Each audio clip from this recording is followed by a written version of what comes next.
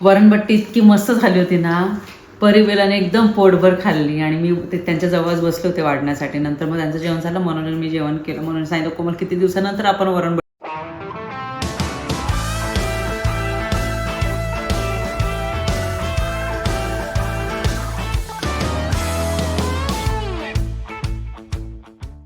नमस्कार मंडळी, कशा आहात? मजेत आहात ना? नवीन दिवसाची नवीन सुरुवात. सकाळचे 10:30 झालेले आहे. फक्त ब्रेकफास्ट झालेला आहे, चहा घेतलेला आहे, किचनचं थोडंफार आवरलेलं आहे मी. आणि मी पटकन आवरून घेतलं माझं, कारण की मला आहे ना काही ग्रॉसरी आणायला जायचं आहे. खूप दिवस झाले घरात भाज्याच नाही आणि कडधान्यच मी एवढा वेळ नको भाऊ थांब एवढा वेळ बनवत होते. म्हणजे एवढे दिवस आहे ना मी कडधान्य बनवत होते. मग छोले, चणे, त्यानंतर मग चवळी, राजमा हे बनवत होते. म्हटलं आता जाते थोडंसं ना दही वगैरे, ब्रेड आणायचे राहून गेले. घरात ब्रेड नाही आहे, ब्राऊन ब्रेड्स नाही आहे, परत दही नाही आहे, एग्स आहे. एग्सची ट्रे मी आणून ठेवली होती, पण भाज्या वगैरे थोड्या मी घेऊन येते. आणि आज आहे ना स्पेशली परीने सांगितलं मम्मा तू वरणबट्टी बनव. तू किती दिवस झाले वरणबट्टीच बनवलेली नाही आहे. आणि परिवेला सर्व खातात, तुम्हाला माहिती आहे. त्यांना सर्व भाज्या आवडतात आणि आवडीने आपलं जे इंडियन फूड आहे ते त्यांना लागतंच. तर मग आज मी विचार करते त्याच्या आवडीचं बनवते. आणि त्यासोबतच आहे ना घरात मला आवरायचं बाकी आहे. आणि थंबनेल बघून तुम्हाला कळालंच असेल मी कशाबद्दल बोलत आहे ते. तर त्याबद्दल तर मी तुम्हाला सांगणारच आहे. पण घरात आहे ना मी सर्वात अगोदर आवरून घेते. किचनचं थोडंफार आवरून घेतलेलं आहे, तुम्हाला दाखवते. थांबा मी एक मिनटं ना इथे आली किचनमध्ये. मी आता किचनचं आवरत होते ना, तुम्हाला सांगते मी. थांबा.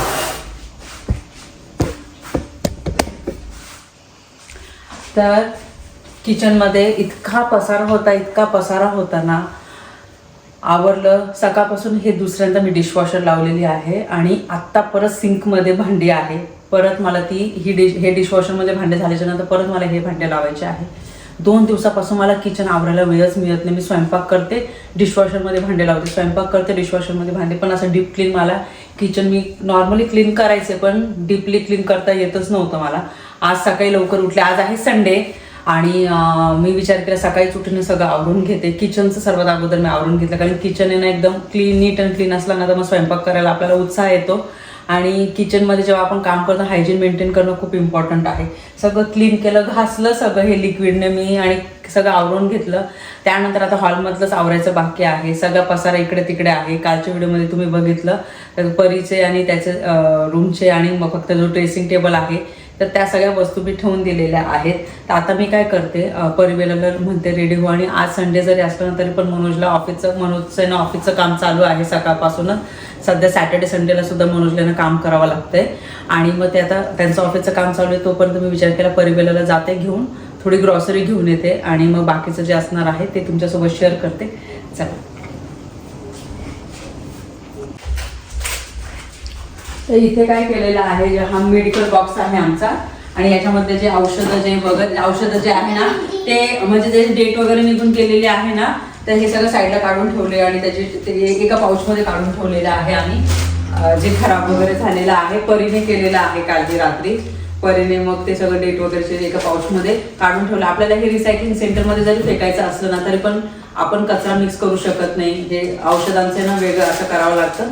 तर हा पाऊच वेगळा केलेला आहे, हे साईडला करून ठेवलं. आता हे जे सोफ्याचं आहे ना, पण बाबू तिथेच बसून खातात याच्यावर डायनिंग टेबलवर काढून हे कर. त्या जाण्या अगोदर ना मी ना हॉलचं सगळं थोडंफार आवरून घेते आणि मग निघते. चला. 10:30ला मी व्हिडिओ स्टार्ट केला, 11:15 होत आले. आणि आज संडे जरी असला ना तरी पण काही शॉप्स जे आहे ना ते ओपन असतात 1 वाजेपर्यंत.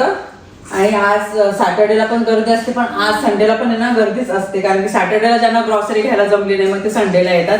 आणि बरं आहे संडेच्या दिवशी पण आहे ना अर्धा दिवस तरी आहे ना शॉप्स ओपन असतात. म्हणजे काय, आता बघा माझ्यावरनंच उदाहरण घ्या. का मला जमलं नाही म्हणून आता संडे आहे पटकन आवरून घेते. नको तिकडेच बस परी, इथे खराब होतंय ना, सोफ्यावर नको. आणि सोफा क्लीन करण्याची पण आम्ही मशीन घेतली होती, तुम्हाला माहिती आहे. तर जर वेळ मिळाला ना तर हे नंतर मी सोफा पण क्लीन करणार आहे.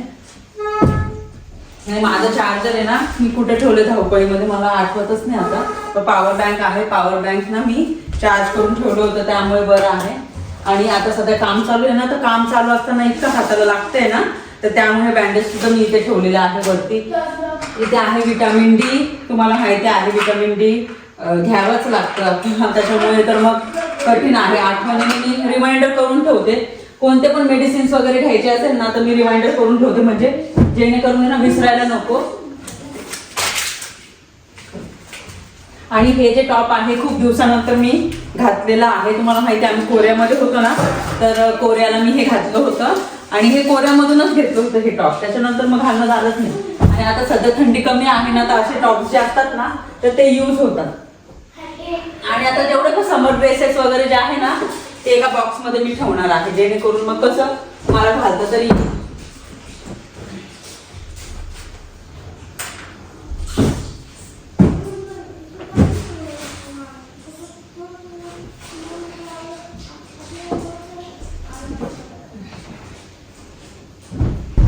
निघालो आम्ही आता आणि बरोबर आहे ना झालेले आहे 11, म्हणजे 10:55 झालेले आहे. 1 तास लागणार मला.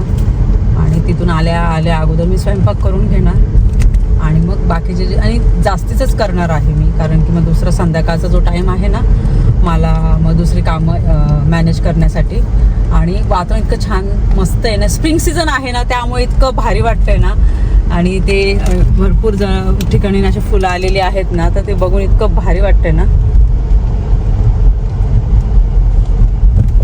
गर्दी तर नसायला पाहिजे, म्हणजे कसं गाडी पार्क करायला जागा मिळाली पाहिजे. नाही तर एवढी गर्दी असते ना तर अजिबात गाडी पार्क करायला जागा मिळत नाही. एवढी जागा नसते की दुसरे शॉप पार्किंग करायचं, दुसरीकडे करावं लागतं मग असं.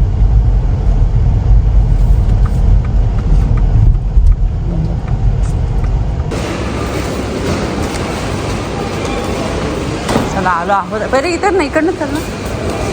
आलो आहोत आम्ही शॉपमध्ये आता.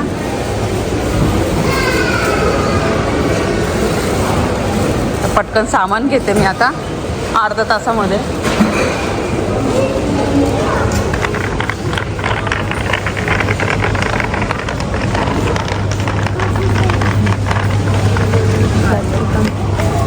आणि प्रत्येकाचं वजन करावं लागतं आपल्याला. आणि ते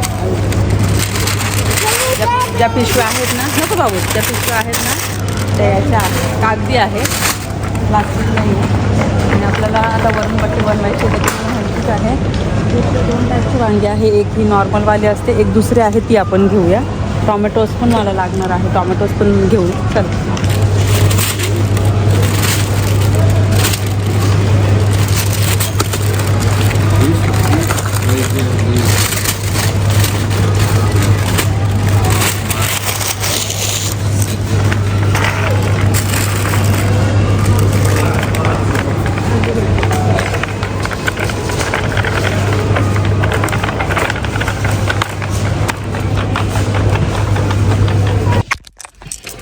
सर्व सामान घेऊन झालं. 2 वेगवेगळ्या शॉपमध्ये गेले आणि 1 तास लागला मला बरोबर. आता फायनली चालले आता घरी. सगळं सामान काढून ठेवायचं आणि लगेच कामाला परत सुरुवात करायची. जस्ट घरी आले मी, सामान सगळं ठेवलं आणि गाडी या साईडला पार्क करू शकतो आपण. 15 दिवस त्या साईडला, 15 दिवस या साईडला. आणि आमचे जे नेबर आहे ना ते नाही आहे सध्या, तर त्यांच्या त्या साईडला मी लावले, आपल्या साईडला आतल्या साईडला मनोज लावतात. आणि तुम्हा सर्वांना मला सॉरी म्हणायचं आहे अगोदर, कारण की मला सध्या ना कमेंट्सला रिप्लाय देता येत नाही आहे. आणि उंबरठा पूजन होतं ना आपलं नवीन घराचं, तेव्हा खूप सारे ना कमेंट्स आले, खूप छान छान कमेंट्स आले. त्यासाठी थँक्यू सो मच. आणि मी तेच म्हणते तुम्हाला, माझी जी यूट्यूब फॅमिली आहे ना नेहमी ना खूप खूप खूप खूप कौतुक तर करते, सजेशन पण देते. आणि मला ज्या गोष्टी कधी कधी समजल्या नाही तर त्या कमेंट्स थ्रू त्या सांगतात, कोमल हे असं नाही, हे तसं. ते बघून मला खरंच खूप छान वाटतं. आणि नेहमी तुमचा मला ना सपोर्ट आहे. त्यामुळे मग मी कोणती पण गोष्ट करत असले ना तर तुम्ही ना म्हणतात नाही कोमल तू हे केलं हे बरोबरच असेल, किंवा त्यामागे काहीतरी रिझन असेल. तर ते बघून मला इतकं भारी वाटतं ना. आता फक्त व्हिडिओ थ्रू आपल्या ना कनेक्शन झालेलं आहे आपल्या यूट्यूब फॅमिलीचं, तरी पण इतके कनेक्ट झालो आहोत ना, तर ते बघून इतकं भारी वाटतं. आणि हे या वर्षामध्ये हे जे मी प्रेम मिळवलेलं आहे ना, तर ते कधी कधी मी विचार करते, मनोजन मी आम्ही जस्ट बसतो ना तेव्हा विचार करते का लोकांचा किती भरभरून आशीर्वाद मिळतोय मला, इतकं प्रेम मिळतंय मला. जे माझ्या वयाचे आहे त्यांच्या आई ना म्हणजे वयस्कर आहे, आजी आई वयस्कर आहे 80-90 वर्षाच्या, तर ते मला ब्लेसिंग्स देतात का कोमल माझी आई तुझी व्हिडिओ बघते आणि तिने ना खूप सारे आशीर्वाद दिलेले आहे, त्यांना परिबेला खूप आवडतात, इवन तुझी फॅमिली खूप आवडते. तर त्यांना खरंच मनापासून धन्यवाद. आणि ज्या पण माझे व्हिडिओ बघतात तुम्ही जे ब्लेसिंग तुम्ही मला ब्लेसिंग देतात तर तुम्हाला नमस्कार. तर तुमचा हा जो आशीर्वाद आहे ना तोच माझ्या फॅमिलीसाठी ना खूप जास्त इम्पॉर्टंट आहे.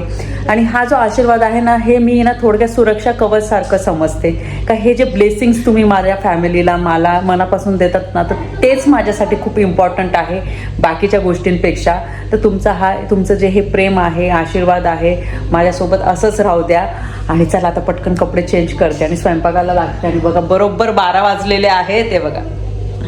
आणि स्वयंपाक करता करता मला 1-1.5 तास तर लागणारच आहे. वरणबट्टी करायची ऑफकोर्स थोडासा वेळ लागणार त्याला. चला ते इथे वरण मी शिजवायला ठेवलेलं आहे कुकरमध्ये, फोडणी द्यायची आहे. आणि इथे बट्टीचं पीठ, यामध्ये मी काय केलं बडीशोप आहे ना ती पण थोडीशी नाशी कुटून टाकली आणि ओवा टाकला, हळद मीठ आणि तेल आहे ना तेलाचं मोहन टाकलेलं आहे जेणेकरून काय होतं बट्टी जी आहे ना चांगली खुसखुशीत होते.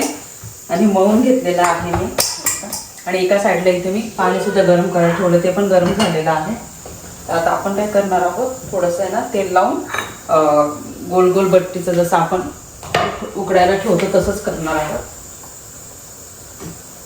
आणि यानंतर मग मी काय करते वांग्याची जी भाजी आहे ना ती बनवते. आणि बट्टी आणि वांग्याची भाजी पाहिजेलच. कोणी घोटून करतं, मी खूप वेळेस सांगितलं असेल तुम्हाला, कोणी ना घोटून करतं भाजी किंवा कोणी आहे ना असं सुकी बनवतं. तर मी घोटून नाही बनवत, मी सुकी बनवते. वाफायला लागलेली आहे. आता हे जे बट्टे आहे हे गोल गोल करून मी त्यामध्ये ठेवते. आणि कांद्याची चटणी पण करते मी. ती कांद्याची चटणी पण खूप खूप मस्त लागते त्याच्यासोबत.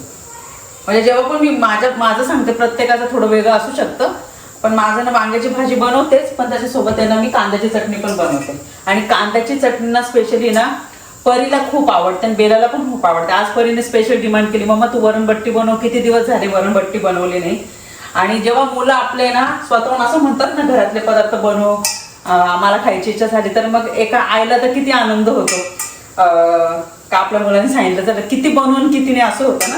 आणि परिबेला असं करतात तर मला खूप छान वाटतं. तर मग मी खूप उत्साही असते त्या दिवशी. म्हणजे असं काही जेवणाचं काही म्हटलं ना, इव्हन मनूच्या बाबतीत तर तुम्ही पहिल्यापासूनच बघतात.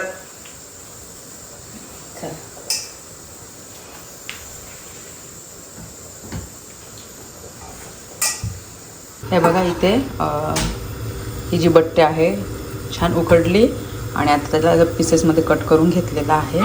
इथे बघा वरण, आणि वरण जास्तीचंच लागतं बट्टे असेल तर, फोडणीचं वरण आहे. आणि इथे बघा कांद्याची चटणी, इथे आहे वांग्याची भाजी झालेली आहे. आणि आता ही जी बट्टे आहे ही मी आता तळून घेणार. आणि या दोघींची बघा ॲक्टिव्हिटी चालू आहे. तर मला स्वयंपाक, त्यांना दोघींना भूक लागली, त्यांना म्हटलं 5-10 मिनटं थांबा, बट्टी फ्राय करून झाली का लगेचच तुम्हाला जेवायला वाढते मी. तोपर्यंत बघा माझ्या बिझी असतात त्यांच्या त्या. आणि बुक्स घेऊन येत असते मी, म्हणजे असं म्हणजे ॲक्टिव्हिटी करण्यासाठी. ते एक्स्ट्राचं ते आणून ठेवते आणि चालले दोघांचं. नंतर उचलून ठेवतात ते सगळं झाल्यानंतर. वरणबट्टी इतकी मस्त झाली होती ना, परिवेलाने एकदम पोटभर खाल्ली. आणि मी ते त्यांच्या जवळच बसले होते वाढण्यासाठी. नंतर मग त्यांचं जेवण झालं म्हणून मी जेवण केलं. म्हणून सांगितलं कोमल किती दिवसानंतर आपण वरणबट्टी खातोय. आणि तुम्हाला थंबनेलवरनं कळालंच असेल का मला कशाबद्दल बोलायचं आहे. ॲक्च्युली जेव्हा हे घर आपण 6 वर्षापूर्वी घेतलं होतं ना, तर मग असं पूजा वगैरे काही केली नव्हती किंवा असं उंबरटा वगैरे मला पण तेव्हा पण बसवायचं होतं, पण ते पॉसिबलच झालं नाही. आणि म्हणजे परी पण लहान होती, बेला तर 1च वर्षाची होती जेव्हा हे घर घेतलं होतं. तरी पण आम्ही ना सगळ्या गोष्टी मॅनेज करण्याचा प्रयत्न केला. ह्या घरासाठी पण आम्ही खूप मेहनत घेतली होती. पण इथे जेव्हा आले ना तर मग आपल्या देवांची देवपूजा करतो पंचामृताने, आणि त्यानंतर गोड बनवायचं, नैवेद्य दाखवायचं, एवढंच मी नॉर्मल केलं होतं.